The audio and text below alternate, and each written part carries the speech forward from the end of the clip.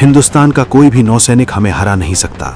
जो समुद्र पर राज करेगा वही व्यापार और शक्ति पर राज करेगा। कल्पना करो, समुद्र में खड़े विशाल ब्रिटिश और पुर्तगाली जहाजों की फौज, तोपें तैयार, हवा में फहराते झंडे। उनका घमंड साफ दिख रहा था। हिंदुस्तान का कोई भी नौसैनिक हमें हरा नहीं सकता। लेकिन उन्हें नहीं पता था, आज उनका सामना एक ऐसे योद्धा से होने वाला है जो समुद्र को अपनी मुट्ठी में रखता था। एक ऐसा नाम जिससे अंग्रेज भी डरते थे, कान्होजी आंग्रे। कैसे एक भारतीय नौसैनिक सरदार कम संसाधनों में दुनिया की सबसे ताकतवर नौसेनाओं को चुनौती देता है। कैसे रेवदंडा का किला यूरोप की ताकत को रोक देता है।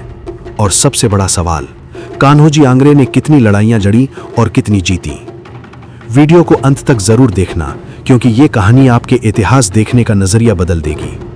ये कहानी शुरू होती है महान मराठा साम्राज्य से, जिसकी नींव रखी थी छत्रपति शिवाजी महाराज ने। शिवाजी महाराज ने एक बात बहुत पहले समझ ली थी, जो समुद्र पर राज करेगा वही व्यापार और शक्ति पर राज करेगा। इसी सोच को आगे बढ़ाया उनके सबसे शक्तिशाली नौसैनिक सरदार कान्होजी आंग्रे ने। 1700 के दशक की शुरुआत तक आंग्रे बन चुके थे मराठा नौसेना के सरखेल, एडमिरल। उस समय भारत के समुद्र पर कब्जा जमाने की कोशिश कर रही थी दो बड़ी ताकतें, ब्रिटिश ईस्ट इंडिया कंपनी, पुर्तगाली साम्राज्य।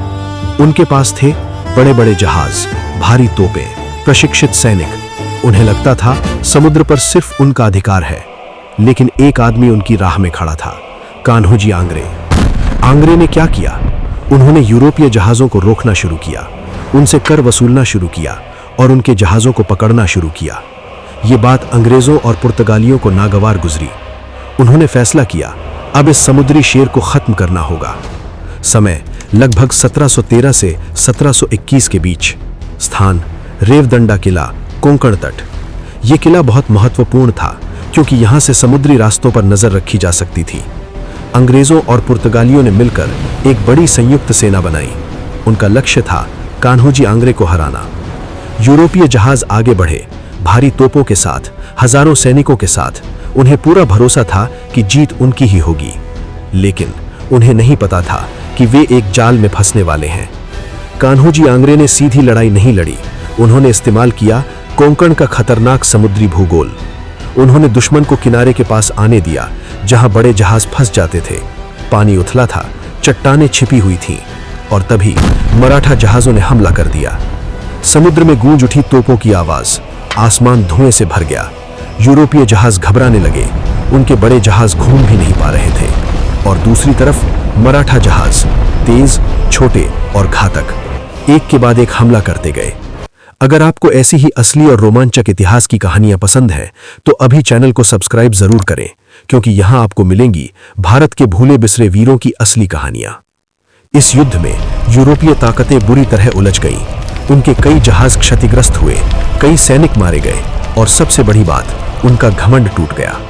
कान्होजी आंग्रे ने दिखा दिया, तकनीक से ज्यादा ताकतवर होता है दिमाग और रणनीति। अब सबसे बड़ा सवाल, कान्होजी आंग्रे ने कितनी लड़ाइयां लड़ी और कितनी जीती? इतिहासकारों के अनुसार आंग्रे ने अपने जीवन में 50 से अधिक नौसैनिक संघर्ष किए और उनमें से अधिकांश में जीत हासिल की।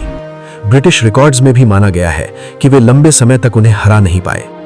कान्होजी आंग्रे की वजह से अंग्रेजों को पश्चिमी तट पर रुकना पड़ा, पुर्तगालियों की ताकत कमजोर हुई और मराठा साम्राज्य का दबदबा बना रहा। उन्होंने साबित कर दिया, भारत सिर्फ जमीन पर ही नहीं, समुद्र पर भी ताकतवर था। इस घटना का उल्लेख मिलता है ब्रिटिश ईस्ट इंडिया कंपनी के रिकॉर्ड्स में, मराठा इतिहास ग्रंथों में और कई आधुनिक इतिहासकारों की किताबों में, जैसे कि Angre and the Maratha navy.